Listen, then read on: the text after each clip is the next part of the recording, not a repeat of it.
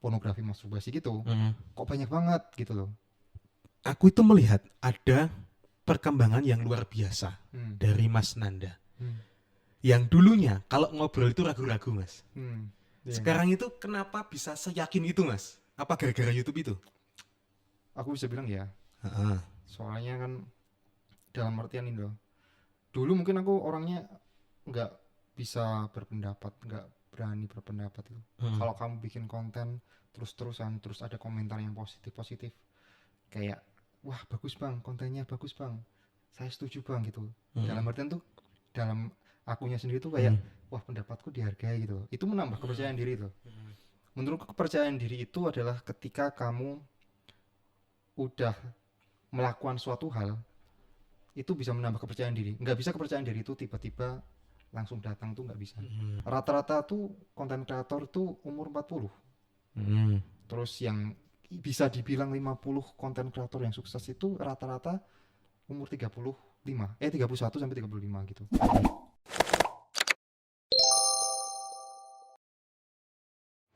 Selamat datang di rumah podcast X Collective Collaboration Space bersama saya Ruben Mahendra, Nanda Mardika. Halo, semangat pagi. Semangat pagi. Aduh, sebelum kita ngomongin tentang YouTube dan lain-lain nih Mas, saya mau ngomongin tentang band, karena Anda juga di band-bandan nih. Ini kita ngomongin tentang mantan partner band Anda. Waduh, yang mana nih? Widi keluar dari Dead Vomit. Itu gimana menurut Anda? Pertanyaan yang udah sering banget ditanyakan akhir-akhir ini sama teman-teman. Tapi lebih ke ini sih, lebih ke kenapa keluar. Kalau menurut saya ya mungkin pilihan bagi dia gitu loh. Mungkin ada tawaran yang lebih menarik dari Dead Vomit. Meskipun kalau kita lihat secara objektif sebagai penikmat ya, masa Dead Vomit gitu loh. Masa Dead Vomit udah segede itu gitu. Tapi ya mungkin dia punya pilihannya sih. Di Genocide berapa tahun Mas sama Widi itu?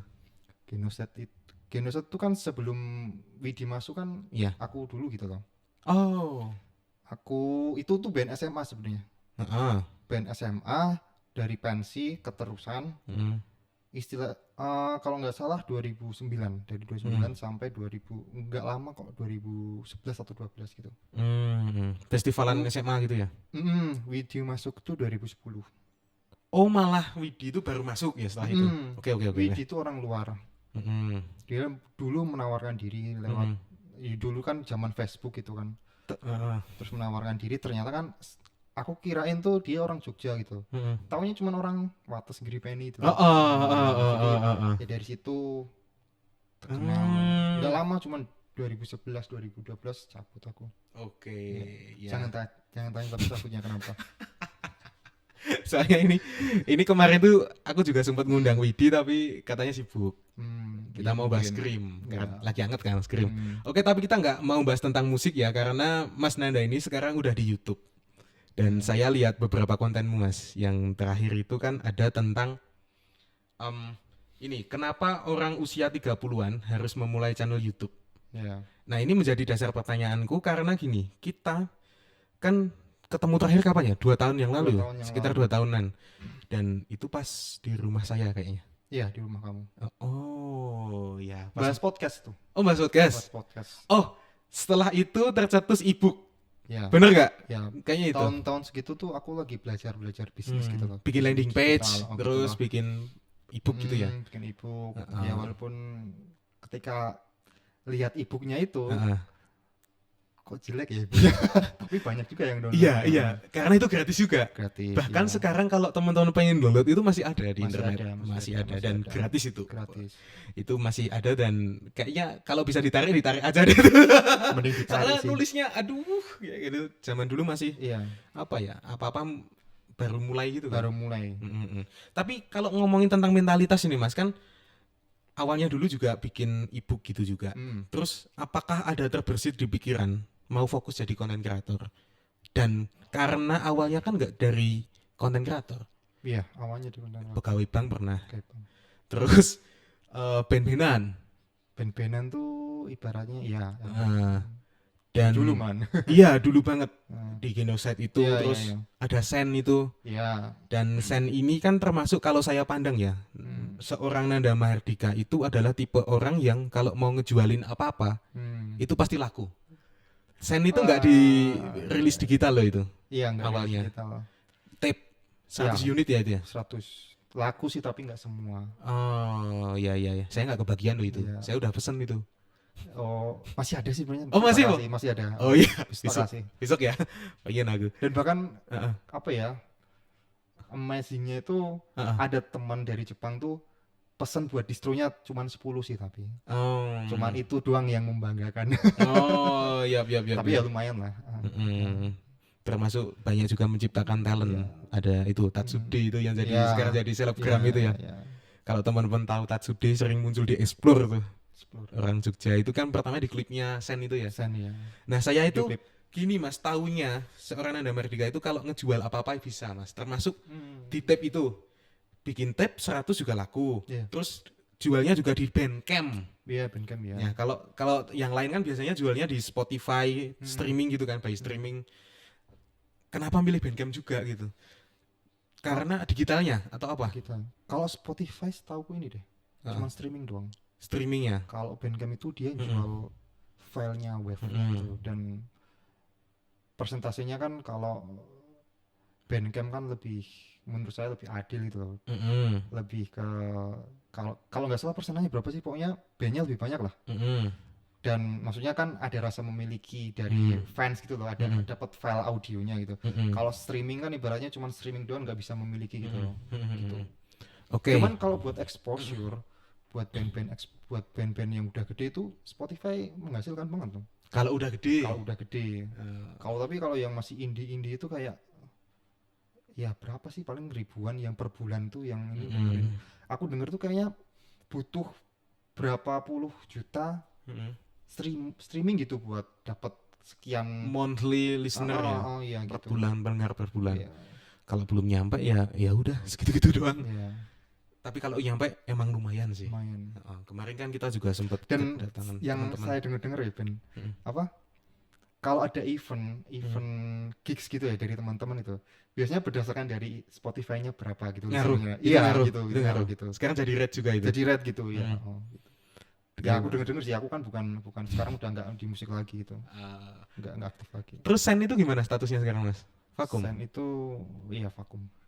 Karena kesibukan masing-masing ya. Iya. Oke, ini balik lagi ya ke konten YouTube.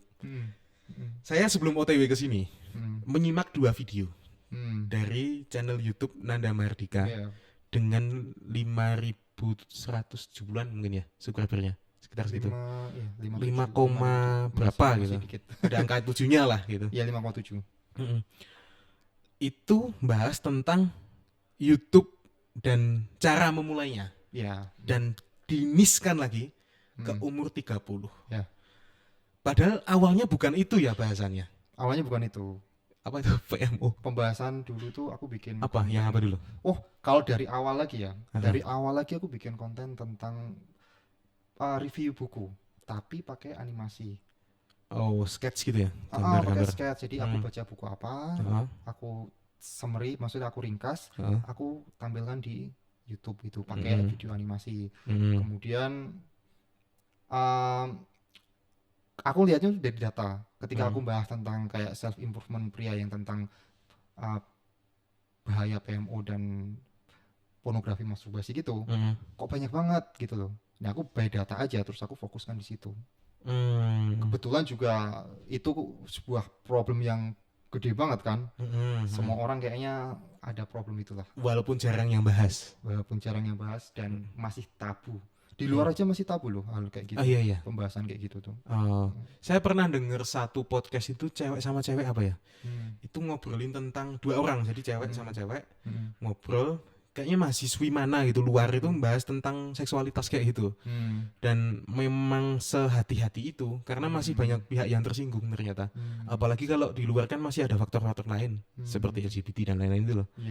Itu kan garis ketersinggungannya lumayan tuh di luar itu. Nah, terus gini Mas, saya tuh penasarannya kenapa ada kata-kata usia 30-an? Apa karena relate dengan usiamu atau apa? Kenapa ke usia segitu? Ya itu. Karena kalau misalnya aku ngomongin tentang yang aku rasakan, kayaknya aku jadi jauh lebih enak gitu loh. Untuk orang-orang yang sebaya aku gitu loh. Aku mikirnya gitu aja, sesimpel itu aja. Dan aku juga melihat kayak kebanyakan persepsi orang-orang yang main di sosial media itu kebanyakan kan Gen Z dan anak-anak muda lah gitu. Maksudnya kalau umur 30-an tuh ibaratnya kalau udah kerja udah nggak sempat konten gitu loh. Padahal sebenarnya mau start konten di umur berapapun itu bisa. Bahkan kemarin yang di video itu kan ada riset artikel dari entrepreneur.com kan. Rata-rata tuh konten kreator tuh umur 40. Terus yang bisa dibilang 50 konten kreator yang sukses itu rata-rata umur 31 sampai 35 gitu. Tuh. Tapi kan kebanyakan orang-orang cuma melihat kayak yang gede-gede Mr. Beast gitu, yang gede-gede 20-an. Tapi kalau diambil rata-rata tuh umur 40 sebenarnya. Kalau berdasarkan artikel itu loh, survei dari Adobe. Oh, itu apa mungkin karena side job ya? Buat memulai YouTube itu kan butuh peralatan, mentalitas kayak gitu. Mungkin iya. Udah ngerasa bosen dengan pekerjaannya. Dan mungkin sebenarnya orang itu memulai itu dari usia 20-an dan butuh proses. Baratnya gitulah. Dan yang bisa survive kan biasanya yang lebih panjang kan ya udah termakan usia 40-an tahun itu gitu. Gitu. Mungkin konsistensi ya. Oke. Banyak yang berpendapat beriringan nggak konsistensi sama quality? Kan ada yang bilang ya yang penting kualitasnya. Iya. Ada nggak yang dirasain di channel YouTube-mu? Konsistensi itu benar-benar gini deh. Kalau kamu ngerasa kamu orang biasa aja, kamu nggak punya talent, kamu nggak punya sumber daya, kamu anaknya orang biasa gitu lah, kamu nggak punya segalanya, konsistensi itu, disiplin dan konsistensi itu benar-benar kamu butuh banget. Ibaratnya kamu masih terjun gitu loh, belum tahu basic itu benar-benar ngaruh banget. Quantity ada apa ya? Quantity akan membuat sebuah quality gitu. Jadi bikin terus ya? Iya, bikin terus. Oh iya, soalnya saya juga pernah dengar satu kontennya Mr. Beast itu yang YouTuber. Sekarang terbesar ya? Iya. Udah nyaingin T-Series. 300 subscriber, 300 juta kayaknya. Kayaknya. Aduh, tapi kalau ngomongin Mr. Beast saya jadi keinget Willy Salim, kenapa ya? Sekarang sempat disinggung di konten musik ya itu ya? Iya. Lah kalau aku cuma lihat dari yang paling gede kayaknya Willy Salim kan. Paling gede YouTube. Ya walaupun begitulah. Ya. Ada argumen-argumen tertentu. Mr. Beast itu setelah konten ke 100 ya kalau nggak salah. Iya. 100, bayangin deh bikin video YouTube 100 baru terkenal tuh. Dia sempat bilang kayaknya, aku kan juga sempat kalau aku YouTuber pasti kayak lihat lihat motivasi dari YouTuber lain gede biasalah. Dia sempat bilang kayak gini, kalau kamu belum bikin konten 100 jangan ngarep bakal ada yang nonton video kurang lebih gini, 100 video itu pasti bakal jelek gitu. Ibaratnya gitu. Jangan pernah ngarep satu video kamu langsung up gitu. 100 video itu pasti bakal jelek gitu. Dan itu benar-benar tak resapi tenan gitu. Gitu. Kecuali nih satu video tapi dia udah tahu caranya biar meledak, kan ada kan kayak gitu. Betul. Ya ada kan, ada teknologi pitching dan lain-lain gitu. Tapi itu sulit sih kalau sebagai orang pemula, nggak. Faktor luck barang juga berpengaruh sih. Iya. Saya percaya itu. Iya, termasuk kemarin saya cerita yang di TikTok itu kan termasuk gacha juga saya. Tiba-tiba FYP itu kan 230-an ribu yang nonton. Ya baru pertama kali segitu. Sebelumnya kan ada yang nyampe 40.000, 100.000 itu juga pernah ya. Tapi saya nggak ngulik gitu loh mas, nggak tahu bakal ini formulanya dan nggak kepikiran juga kalau itu viral gitu. Dan kan platform banyak juga mas sekarang. Ada TikTok, Instagram. Kenapa YouTube? Simple karena ini. Aku tuh lebih sering habisin waktu di YouTube. Jadi tau lah maksudnya konten kreator tipe-tipenya di YouTube tuh kayak lebih sering habisin waktu di YouTube gitu loh. Dan tapi kemudian banyak faktor juga yang membuat aku makin mantap di YouTube gitu. Kayak menurutku YouTube itu inilah, karena ya udah tahu kan kita bikin konten di YouTube tuh dibayar gitu ibaratnya kalau misalnya udah monet gitu. Kayak aku ngelihatnya kalau aku bikin konten di YouTube tuh satu konten itu benar-benar kayak sebuah art bagiku gitu. Beda kalau misalnya ngepost di Instagram atau di TikTok gitu loh. Menurutku ya, kayak ya udah ngepost aja gitu loh. Kalau di YouTube kan ibaratnya konten yang sekarang itu dibuat, aku lihat lagi tuh dengan mudahnya gitu loh. Sebagai kayak mesin waktu gitu loh.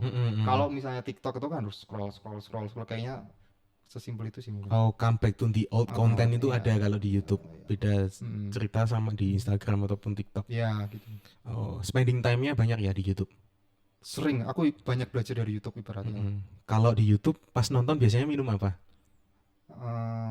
Minum ya. Saya tembak loh nih YouTuber loh kalian. Cornelo. Itu yang Crimela apa Cornelo? Cornelo. Iya. Boleh diminum? Iya, belum pernah dapat endorse Mas. Belum pernah. Kalau ada kata-kata minum kan biasanya langsung kepikiran nih, minum apa gitu. Kemarin endorse tapi yang itu, tapi jangan dibahas. Yang itu yang kemarin. Ini kita ada produknya kolektif, ada Crimela sama Cornelo. Di situ ada Cornelo. Ini Crimela. Dan buat teman-teman yang pengen ngerasain sensasi kenikmatan kopi creamy tiada tara, bisa datang ke kolektif.id di Instagram, TikTok, ataupun di alamatnya Utara Menjali. Kalau teman-teman pengen search mapnya bisa di @kolektif.id. Ini kita coba Mas. Kita coba ya. Ini paling asyik minumnya sambil sama es batu. Ya. Kalau aku suka sama es sih. Aku langsung aja lah ya. Oke, boleh. AC-nya dingin soalnya kolektif. Nyaman. Minum guys. Minum. Ini kemarin kan ada tamu itu Mas Rifki. Ini rasa ini ya. Jagung ya, corn. Iya, ada jagungnya. Kemarin kan Mas Rifki itu kan tentang ads gitu tuh Mas. Gimana Mas ini kalau nawarin di TikTok itu? Nah, terus dibahas di breakdown gitu. Nah, gimana ini katanya jual emosi. Ini benar nggak kalau di konten itu jual emotion? Apa-apa setahuku orang beli barang itu, orang beli sesuatu itu nggak berdasarkan logika, berdasarkan emosi. Aku setahuku itu, tapi nggak tahu sih kalau misalnya. Tapi mungkin berdasarkan itu juga sih. Soalnya kalau gini, sekarang itu banyak brand yang kita itu nggak mikir kalau beli, tapi lebih ke kedekatan emosional. Iya betul. Misalnya ini Crimela menemani hari sepimu gitu kan, ngerasa kalau aku sepi harus kemana ya? Oke, Crimela gitu kan. Termasuk copywriting juga ya Mas. Kalau kita ngomongin sosial media lagi ya, sama YouTube dan lain-lain. Saya itu setuju ketika semua elemen itu dipadukan, termasuk kepenulisan. Banyak orang yang nggak paham juga Mas. Jadi di rumah podcast sendiri kan nggak pernah ibaratnya ngasih tahu jam segini tayang terus kamu harus nonton, itu nggak pernah. Tapi kan lebih ke podcast serasa di rumah. Jadilah bagian dari beragam figur dan cerita menarik. Jualan di konten tuh harus begitu nggak? Atau ada tips-tips tertentu yang dimana nilai emosional itu harus dijual ataupun menjadi bagian tertentu dari konten itu gitu? Kayaknya ini deh. Harus relate sama ininya, target marketnya. Target market. Iya. Kalau 30-an gimana? Cara bahasa mungkin ya? Cara bahasa. Switch. Pain mereka kenapa enggak start YouTube itu apa aja? Di hit gitu. Termasuk gini Mas, yang saya soroti 2 konten terakhir itu punyamu kan pakai bahasa formal. Iya.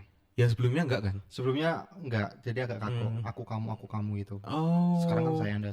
Cuman inilah. Aku tuh kayak pengen secara target market juga, kayak aku pengen lebih kayak naik level aja deh. Pengen lebih menghormati. Kan pasti juga banyak yang bilang kan kalau bahasa saya dan formal itu untuk menghormati tuh, bahasa penghormatan gitu. Cuman pengen gitu aja. Tapi ada target nggak itu menuju ke corporate gitu kan? Biasanya kalau meeting corporate kan saya anda gitu kan. Mana ada aku kamu gitu. Iya, belum tahu. 30-an emang relate-nya gitu ya? Saya anda gitu ya? Lebih ke ini sih, aku lebih pengen menghormati aja. Kalau aku kamu kan kayak yang di atas aku, masa aku bilangnya aku kamu. Tapi kalau YouTuber yang banyak menggunakan kata lo gua itu gimana Mas? Itu nggak masalah, cuman kan kalau misalnya aku... Tembakannya mungkin ya? Memang arahnya ke situ ya? Nah, aku dulu juga sempat berpikir kayak gitu pas waktu membahas tentang pornografi dan masturbasi. Karena kebanyakan aku lihat di demografi itu, kebanyakan orang Jakarta. Kan pasti lebih relate kalau lo gue. Tapi dikembalikan lagi ke aku. Aku tiap hari ngomong gitu nggak gitu? ngerasa. Kalau aku tiap hari nggak ngomong gitu, aku kayak kalau mau memaksakan gitu, aduh, enggak lah. Iya kan? Iya. Sebenarnya kalau mau gitu kan mungkin lebih relate. Tapi kalau aku kayak, karena aku nggak tiap hari ngomong kayak gitu, ya udahlah. Aku kamu aja lebih ini. Kalau saya Anda kan sebenarnya aku juga jarang, tapi kan kalau di acara yang lebih formal pasti aku saya Anda gitu. Masih lebih sering dipakai gitu loh daripada lu gue. Saya Anda itu lebih fleksibel kemana-mana gitu kan. Kemana-mana iya. Lebih fleksibel, lebih menghormati juga sih. Iya sih, formal ya. Gak ada masalah sih lo gue. Cuman ya itu pilihan gak sih? Mungkin konten kreatornya itu pengen lebih relate dengan audiensnya. Iya, dan kalau yang usianya belasan gitu kan biasanya pakai lu gua gitu. Tapi kalau ngomongin bahasa ya Mas, saya itu juga dulu pernah kena judgement gitu. Kenapa? Ikut audio drama. Saya pernah berapa kali sih cerita di podcast. Jadi ikut audio drama, saya lolos seleksi. Ternyata saya kena semprot sama direkturnya. Karena saya lolos. Ternyata skripnya pakai lu gua. Tapi kan saya nggak bisa pakai lu gua. Ya saya maksa logonya saya ya dengan logat seperti ini gitu. Tapi it's okay, itu cerita yang menurut saya membangun sih menurut saya. Walaupun dulu pas rasanya aduh kenapa lolos ya saya gitu. Oke, ini kan di YouTube usia 30-an. Dan banyak juga Mas, ini sebenarnya antara kontroversi sama hal yang umum juga sih menurut saya. Di YouTube ini kan banyak tuh yang ngejar AdSense. Ya. Gimana tuh hidup dari YouTube dengan subscriber yang belum sebanyak itu? 5.000 subscriber, apakah hidup dari AdSense? Enggak. Nah, ini coba kita bedah satu-satu, Mas. Ya. Monetize itu apa sebenarnya? Kan banyak yang bilang monetize itu AdSense dari YouTube. Ya. Monetize sendiri menurut Nanda Mardika itu seperti apa? Monetize itu nggak usah ngomongin konten deh. Kamu ngeband, kamu bisa menghasilkan uang, itu monetize. Apapun itu. Iya. Manggung itu juga monetize. Kan secara bahasa monetize itu berarti money jadi ties gitu loh. Berarti menjadi uang gitu kan istilahnya gitu. Menjadikannya uang. Menjadikan uang gitu. Banyak hal yang bisa dilakukan di YouTube gitu loh, nggak cuma AdSense doang. Oke, kalau di YouTube sendiri apa? Selain nunggu AdSense. Monetize jelas. Terus jualan produk merch. Mungkin kalau kamu seorang gaming atau public figure yang gede banget. Kamu jualan merch tuh bisa, kan banyak juga yang udah jualan merch gitu.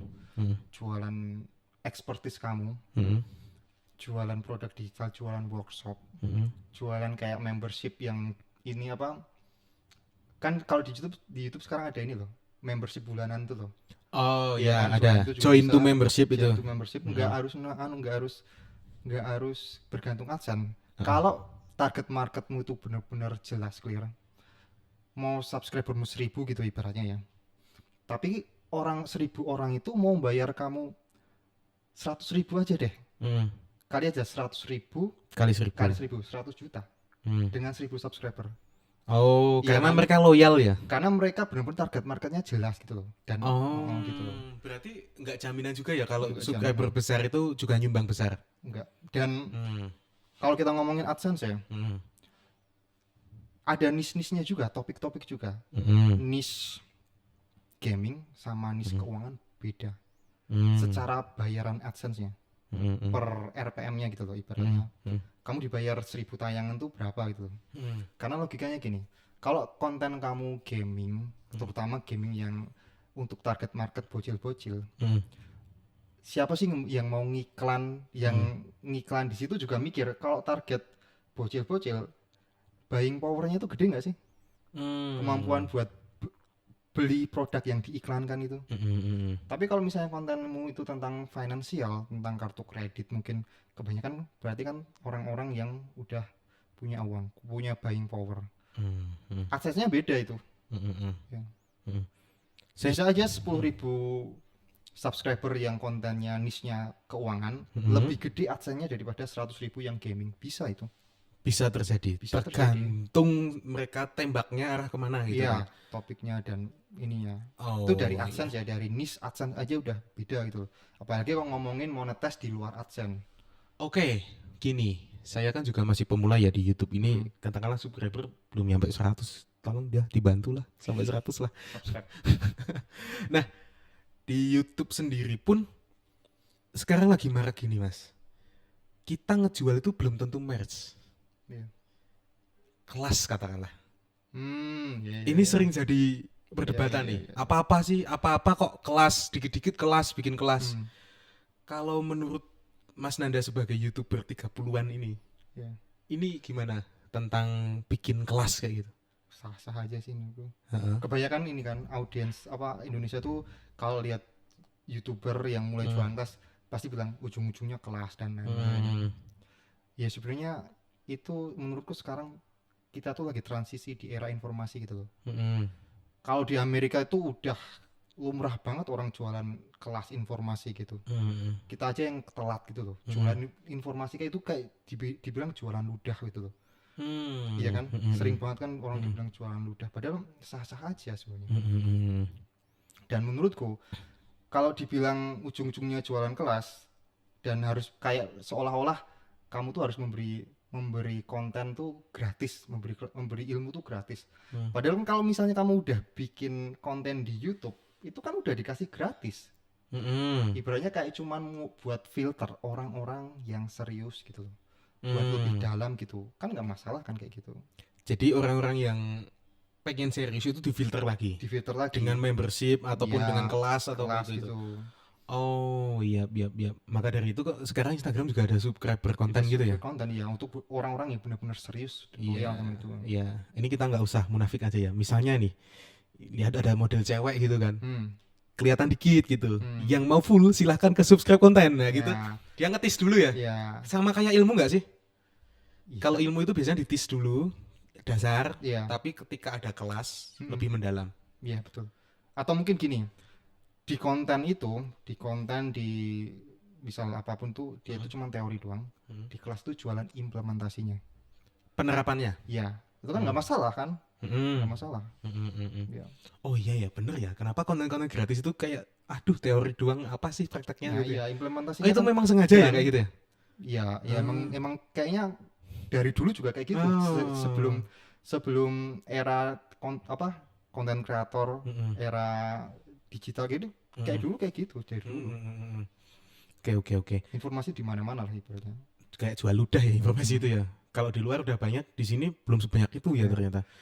Oke, ini saya coba mau polling juga sih. Teman-teman coba yang nge-views video ini, coba kasih di kolom komen. Kalau katakanlah ini kita ngomongin monet tadi ya. Katakanlah ini, semoga ya Rumah Podcast bikin merch, katakanlah ya. Soalnya kalau bikin kelas saya belum pede. Bikin merch, kalian pengen bikin merch apa? Gitu, coba ya di polling. Kaos, hoodie, tote bag, atau apa ya? Topi katakanlah. Topi, ya. 4 hal itu. Ataupun kalau kalian punya ide lain, misalnya pengen kelas podcast ataupun pengen ebook gitu. Coba komen di kolom komen, nanti aku lihat. Nanti semoga kita bikin gitu ya. Oke Mas Nanda, kembali lagi ke topik tadi. Kalau yang di YouTube itu 30-an itu udah terlalu tua nggak di YouTube? Karena ada yang bilang, aduh di YouTube ngapain bro, mending kerja yang udah pasti-pasti aja gitu. Enggak sih menurutku. Enggak terlalu tua.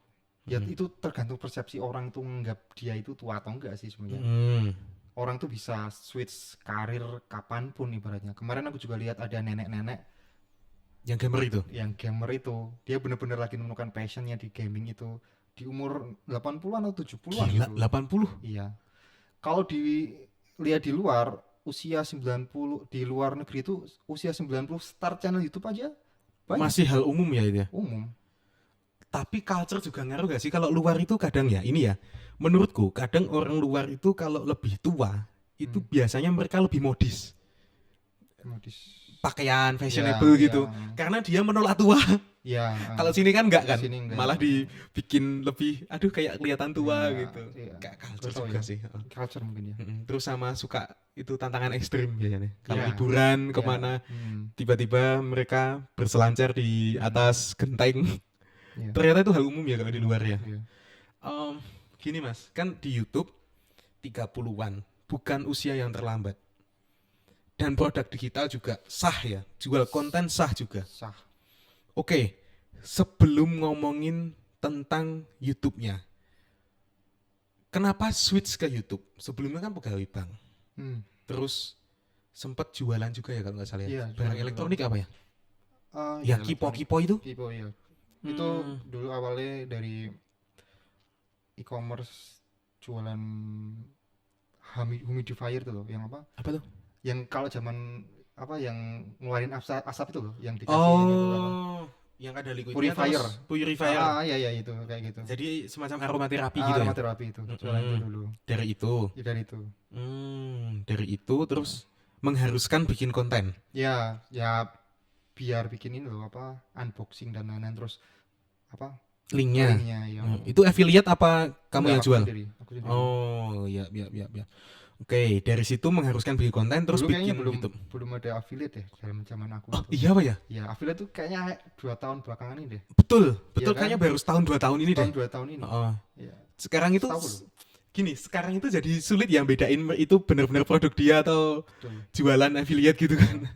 Dan kalau kamu tahu di Twitter brutal banget orang-orang jualan di affiliate itu. Oh, yang itu. Kalau mau linknya Shopee ini gitu kan. Biasanya video dan kadang kontennya tuh konten yang ini loh, ngambil orang lain tuh loh. Iya, yang benar-benar nyambung sama produknya juga kan. Terus ada meme-nya itu loh. Yang tidak mau ke Gojek dengan apa link Shopee-mu. Link affiliate-mu ya. Iya. Sekarang kan pergerakannya affiliate itu. Terus affiliate juga ini sih, termasuk cara monetize di YouTube itu juga sama. Yes. Misalnya kalau teman-teman mau pakai alat ini gitu kan. Linknya di bawah gitu ya. Siapa tahu nih ada orang affiliate. Ini mic-nya ini bagus loh ini. Nah, kalau ngomongin mic bagus, Mas. Teman-teman konten kreator itu bisa bikin konten di kolektif. Jadi termasuk nih, Mas Nanda misalnya YouTuber gitu kan. Bikin konten di kolektif. Itu enak banget loh, Mas. Lihat nih, coba fasilitasnya. Udah terlalu proper nih. Nah, biasanya kalau motor lewat ini nggak kedengeran kan? Sampai suara kentut itu berasa apa ya? Kayak malu gitu di sini. Terlalu keras suara kentut itu.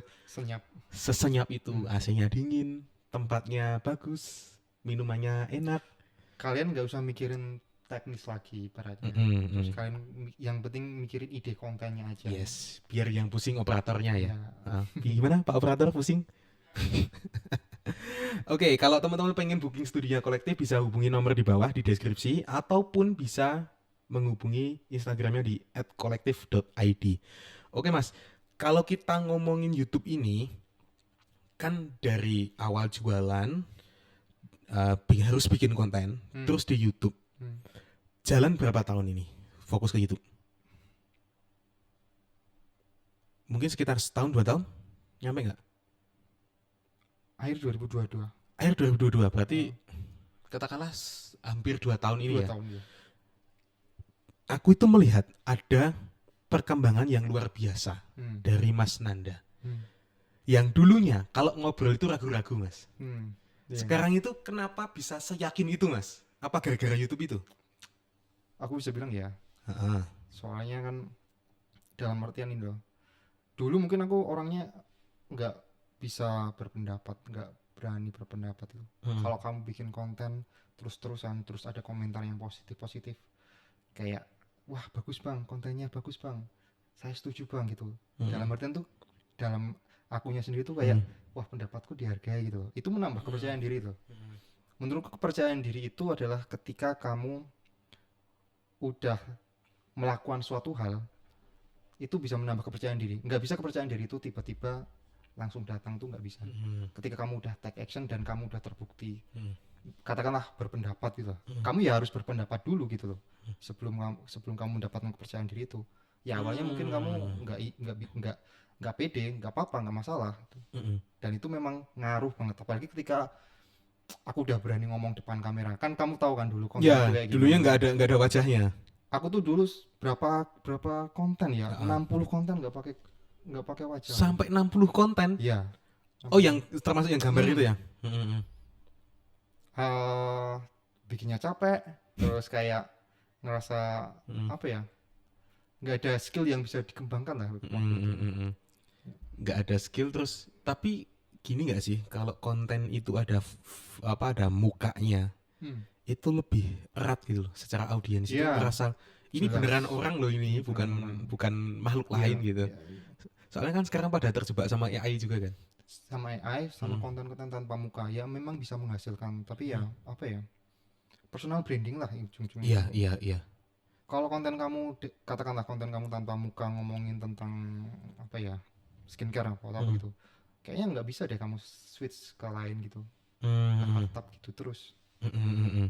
Dan gini, awalnya yang nggak tanpa muka, sekarang dengan muka itu, tapi entah kenapa ya mas, saya itu kan juga bikin apa ya, project musik gitu kan. Saya juga ngomong sama partner saya Dian itu di Rebol, kalau bikin konten tuh mukamu harus kelihatan. Awalnya enggak mas, ternyata sengaruh itu. Ketika kelihatan mukanya, cuma di hook di awal gitu, gitu, banyak view-nya. Beda dengan kalau tanpa muka. Ternyata sengaruh itu ya kalau di konten itu. Itu post di Instagram. Itu TikTok kasusnya. Itu ternyata sengaruh itu. Soalnya kemarin aku juga sempat baca-baca katanya algoritma Instagram tuh lebih menyukai orang gitu loh. Aku baca-baca. Tapi nggak tahu benar atau enggak ya. Soalnya aku juga nggak main Instagram kan. Tapi mungkin ya iya sih. Karena tapi bener gak itu karena niche juga. Muka itu nggak bisa ditiru. Iya betul. Itu di kontenmu kan sempat dibedah kan itu. Bahwa kamu nggak usah bingung mikirin niche, mukamu itu udah niche juga itu. Udah niche. Intinya kan konten gini, untuk menang di konten kreator kan harus jadi beda itu. Kalau kontenmu tanpa muka itu kamu ya benar-benar harus mikirin copywriting dan lain-lain yang which is ribet banget ya kalau kamu di awal-awal.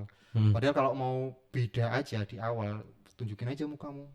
Muka itu jelas beda ya. Berapa orang sih yang kembaran di dunia itu? 7 orang kan? Sekembar-kembarnya pun pasti beda. Iya.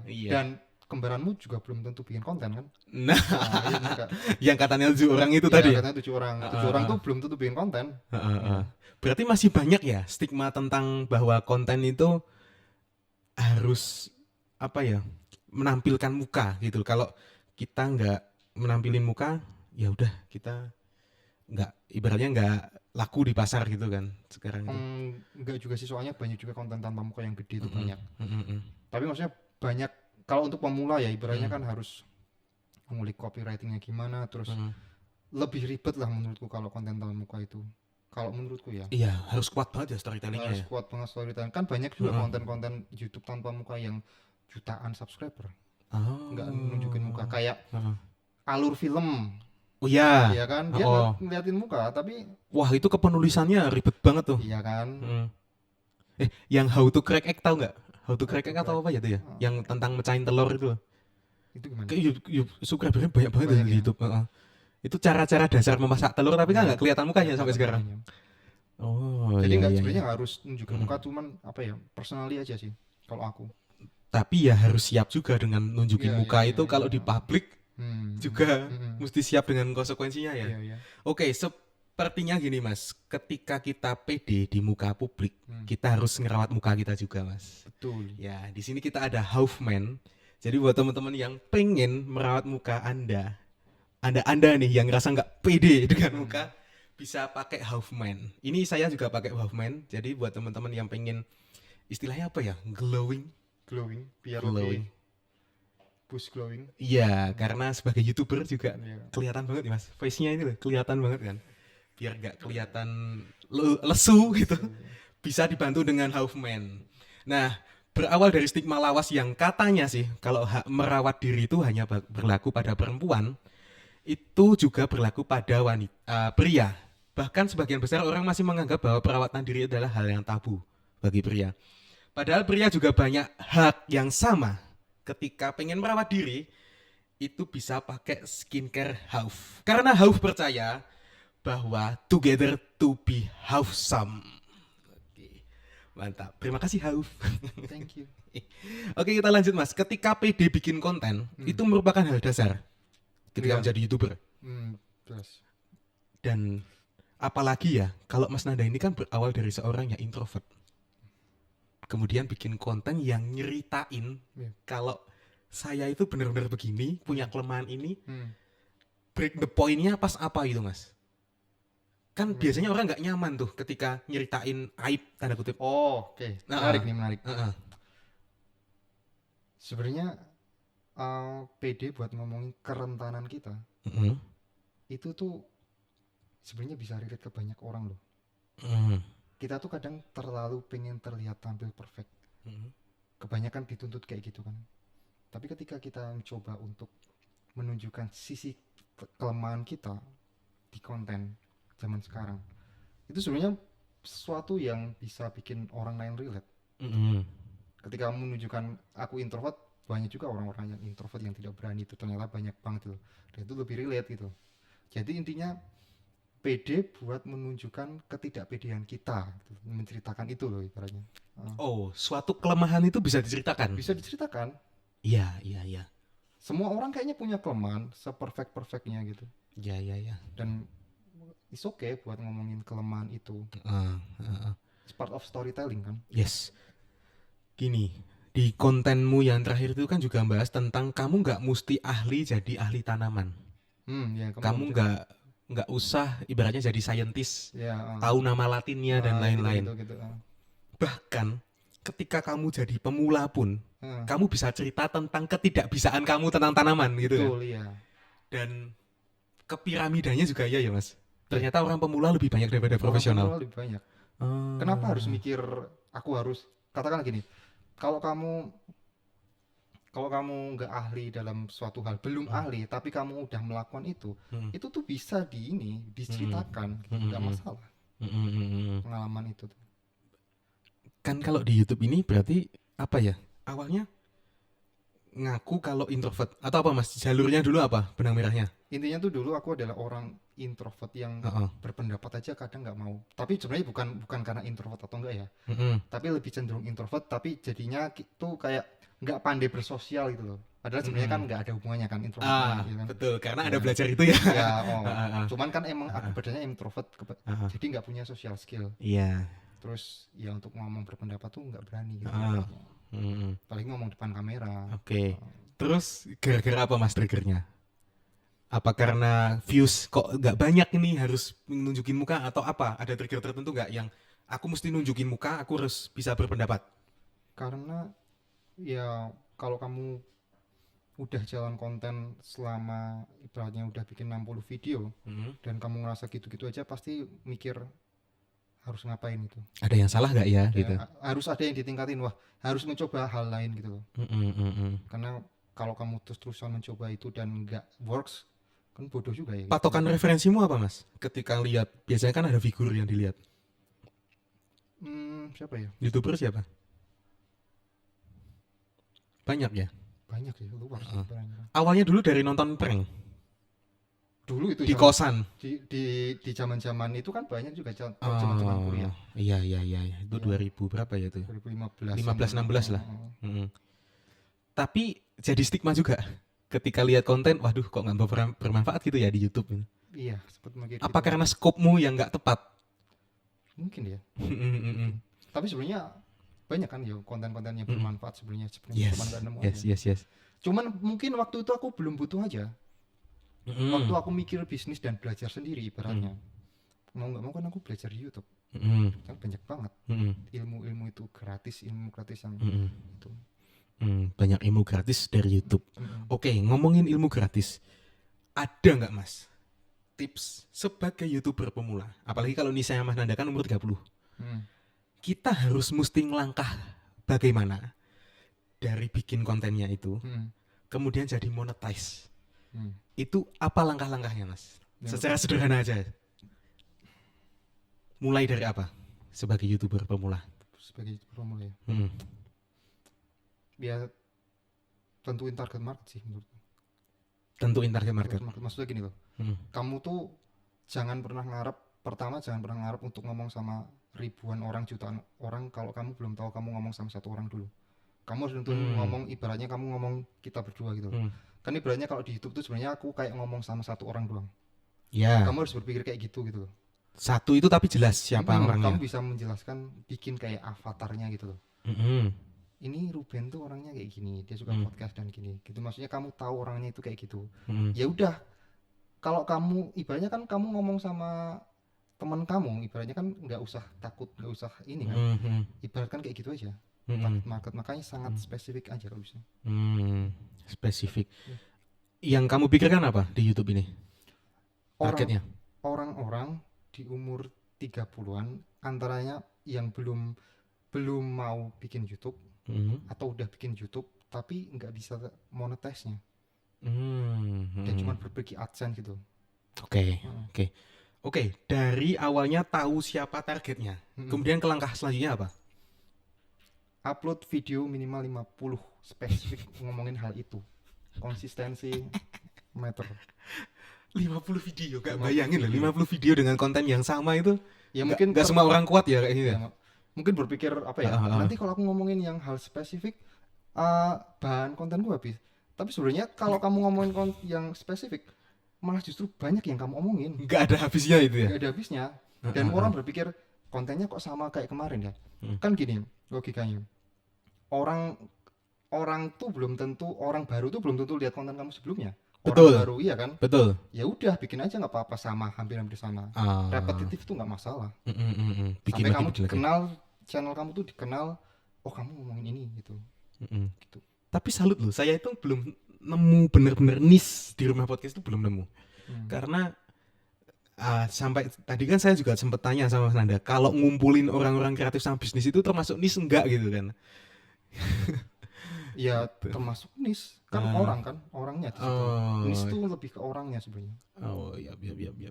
Oke, makanya biasanya kan di sini yang diomongin kalau nggak bisnis pasti industri kreatif di situ. Perputarannya di situ terus ya. Mungkin karena dunianya juga ya kayak gitu tuh. Ya makanya bisnis ngambil sama kreatif kan tetap orang kreatif tuh butuh bisnis. Nah, saya gitu. Ada beberapa stigma Mas, kalau orang seni kan katanya nggak bisa membisniskan itu. Saya rasanya di situ. Biasanya seniman yang saya undang itu tahu bisnisnya. Oh gitu ya. Dia tahu monetisnya kemana itu. Oke, tips sederhananya itu. Kemudian setelah bikin paling nggak 50 video, setelah itu apa Mas? Improve terus, evaluasi ya. Oke. 50 video itu tergantung ya. Ada yang bahkan sampai beberapa YouTuber itu memilih teknik sehari upload 3 juga ya. Itu melelahkan nggak sih kayak gitu tuh? Itu kamu harus lihat diri kamu sendiri sih. Kalau dulu awalnya gimana Mas? 50 video pertama? Seminggu sekali. Udah bagus ya itu seminggu sekali. Udah bagus. Bagus.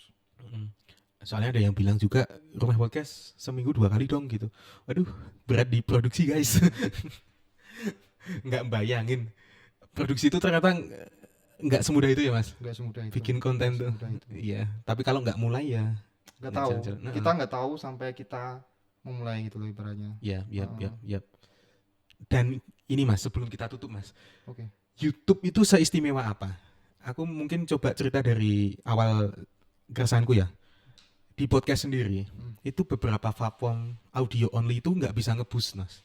Ternyata kalau kamu benar-benar nggak ke dalam situ, atau kamu nggak punya kontrak eksklusif di situ. YouTube itu ada keistimewaan di situ nggak sih Mas? Jadi semacam algoritmnya itu didorong buat kamu cocoknya di apa, ya persebarannya di situ.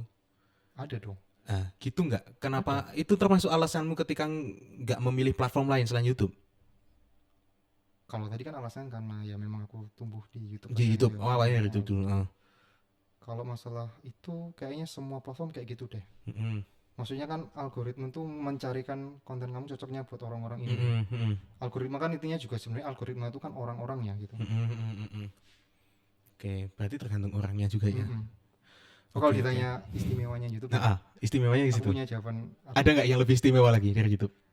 Kalau kamu disuruh milih satu aplikasi yang ada di HP-mu, tinggal satu antara YouTube, TikTok sama Instagram, kira-kira apa? YouTube. Ya udah, YouTube. Iya sih.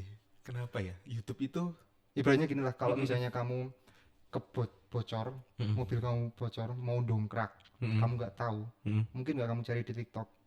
Mungkin bisa. Mungkin nggak mungkin. Tapi orang pasti lebih milih YouTube. Yes. Ya. Saya suka metadatanya Mas soalnya. Metadatanya bagus secara kata kunci terus apa gitu. Ya kan itu kan karena bawaan Google kan, punya Google juga. Dan semua orang pasti punya YouTube aplikasinya. Ya betul. Maka dari itu guys, Rumah Podcast sepi kalau di Spotify dan Noise. Tapi teman-teman yang mau dengerin di Spotify Noise masih ada sih. Tapi sekarang lagi fokus ke YouTube. Dan di YouTube ini lumayan Mas. Kemarin udah nyampe 2.000 gitu. Rata-rata 1.000 gitu. Aduh. Lumayan lah tuh di awal-awal. Ya, lumayan ya. Ya, semoga saja seperti YouTube-nya Nanda Mahardika. 5.700 ya Mas. 5.700. Goes to 10.000 nih. 100.000 dapat apa itu? Platinum apa sih namanya? Silver button. Ya. Besok dipajang di mana Mas? Di kamar itu? Di kamar lah. Di pintu depan. Studionya, kamar adalah studio gitu ya? Kamar adalah studio. Oke. Sebelum podcast ini kita tutup, ada nggak Mas yang pengen ditambahkan dan disampaikan ke teman-teman? Sebenarnya apapun platformnya, nggak cuma YouTube ya. Kalau memang mau itu konsisten aja sih. Dimulai dari bikin kontennya. Semua platform tuh juga pasti punya caranya sendiri buat ini. Intinya tuh konsisten lah, nggak harus di YouTube, nggak harus di Percuma juga kalau misalnya milih satu platform tapi nggak konsisten, intinya cuma itu aja. Dan monetisasi itu nggak cuma dari ads. Nggak cuma ads, banyak. Dan iya tadi banyak. Ada kelas jualan buku, merch itu ya. Event gitu. Event ya. Nah, oke teman-teman yang pengen belajar lagi tentang YouTube lebih dalam, apalagi kalau kamu umur 30-an, bisa ke YouTube-nya Nanda Mahardika ya. NANADA Mahardika. Ya. Nanda Mahardika dicari aja udah muncul. Tapi itu niche-nya udah jadi loh Mas. Nanda Mahardika cuma satu itu kayaknya. Iya. Nggak ketemu yang lain. Iya. Langsung foto mukamu gitu. Yang paling gede secara view-nya Nanda Mahardika itu gitu. Iya, walaupun ada beberapa tapi di bawah gitu. Iya. Terus kalau misalnya teman-teman pengen konsultasi selain di YouTube nih, selain di komen-komen, ada platform lain nggak? Di Instagram mungkin? Instagram belum aktif. Tidak seaktif itu ya? Belum begitu aktif sih. Tapi ada juga Instagram? Ada. Oke. Jadi buat teman-teman yang pengen konsultasi silahkan bisa menuju ke YouTube-nya Nanda Mahardika. Dan teman-teman juga bisa request bintang tamu selanjutnya di kolom komen di YouTube-nya Teman Kolektif. Makasih loh udah kolaborasi dengan YouTuber kecil. Calon YouTube besar. Wih, amin. Berapa view nih? Ini berapa Mas? Coba Mas. 1.000 nyampe nggak Mas? Nyampe lah. Oke, sangat positif ya. Terima kasih Nanda Mahardika udah gabung di Rumah Podcast. Saya Ruben Mahendra. Nanda Mahardika. Sampai jumpa di episode selanjutnya. Dadah. Dadah.